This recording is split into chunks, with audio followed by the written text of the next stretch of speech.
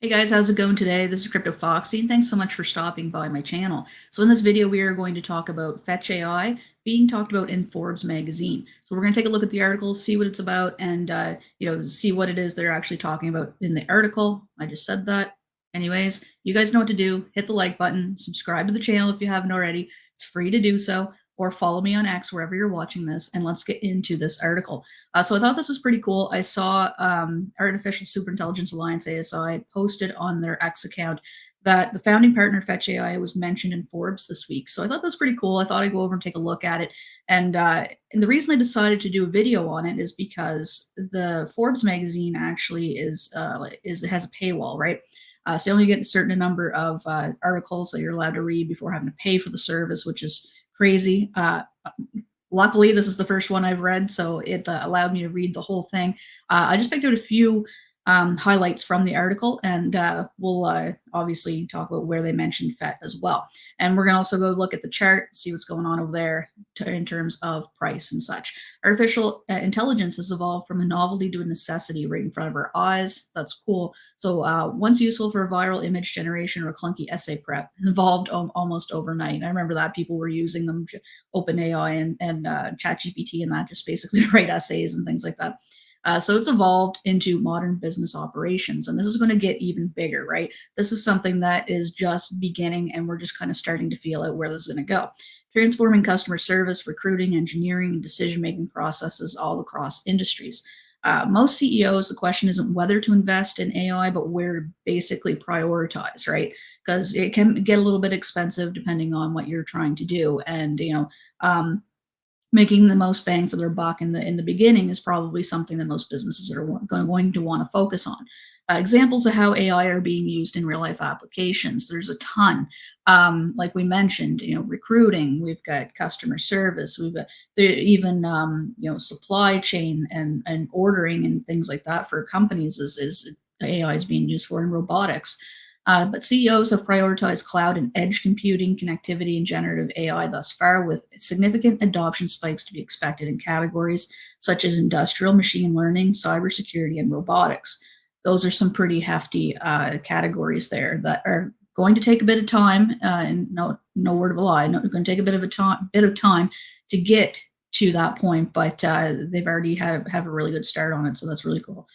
Companies like OpenAI, Meta, Microsoft, NVIDIA, and Salesforce have poured billions into AI research and development, particularly on generative AI. A growing number of their clients are using AI to streamline repetitive tasks, allowing employees to focus on creative and strategic activities instead of the rote and mundane. So, if you can imagine, some people's, I guess, skills and such are being flooded with, basic, easy and repetitive tasks that if they can free these people up, they can actually use them to make more money, and it makes a ton of sense. And that's something that I saw Elon Musk talk about in an interview one time. It's like, if we have AI doing all of our mundane tasks, and not all of them but a lot of them, and now where does that leave people? Where do we fit in? How do we have a sense of purpose? Well, it allows us to be a bit more creative and use our strengths to basically further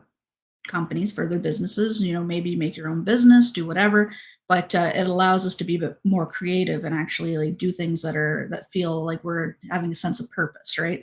But to get to that point is is going to be a struggle. While the tech giants provide foundational models and infrastructure, these smaller companies are focusing on niche solutions that can be integrated rapidly into existing systems and replace legacy processes at lower costs. So, getting to the point here, this means you don't need a massive tech budget to benefit from AI startups or making AI accessible and tailored for business of all sizes. So that is something that I wanted to point out because, as we know, a lot of these decentralized AI companies don't have big bucks, right? They don't have the big money that Microsoft and IBM and Dell and all these big companies and OpenAI and everybody. They don't have the funds and you know the grants and all that stuff to basically get where they need to be.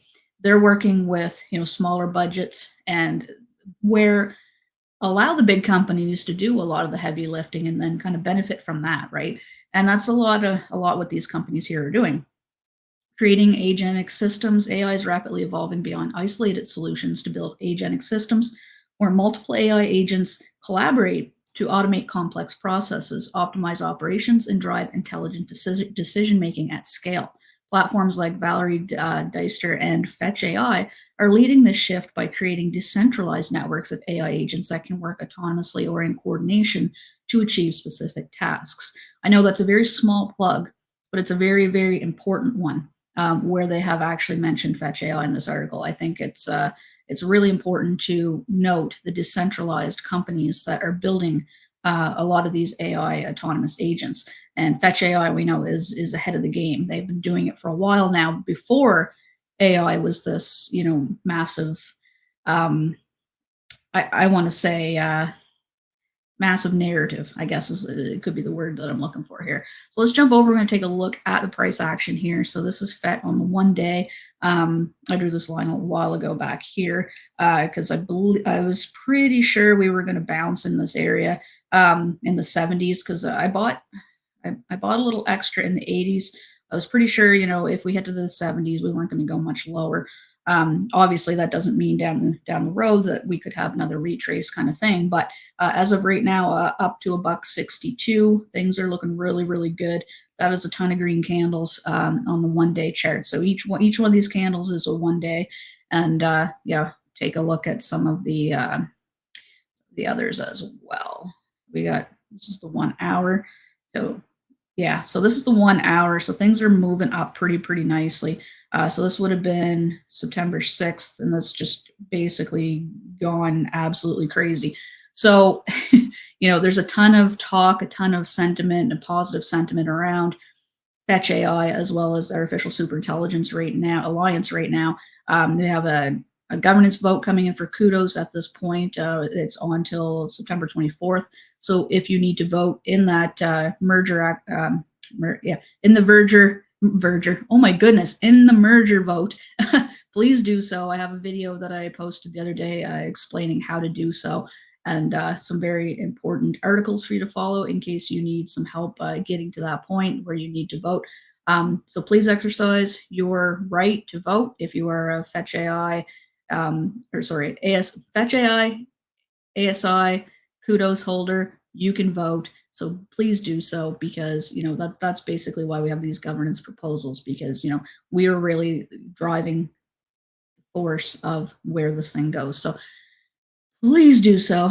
Thank you so much for listening in. I know this is a rather longer video, but I just kind of wanted to make the point that Fetch AI is a massive force in this decentralized AI startup realm, so to speak.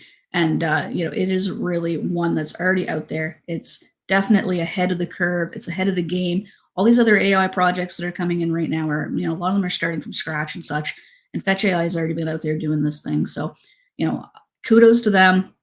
I've been a massive fan for the last couple of years, and I'm going to continue to hold. I think I can see this thing going. This thing's going to absolutely crush this bull market, in my opinion. So that's what I got for you guys in this video. Thanks so much for tuning in. Hopefully you guys have a great weekend, and I will catch you in the next one.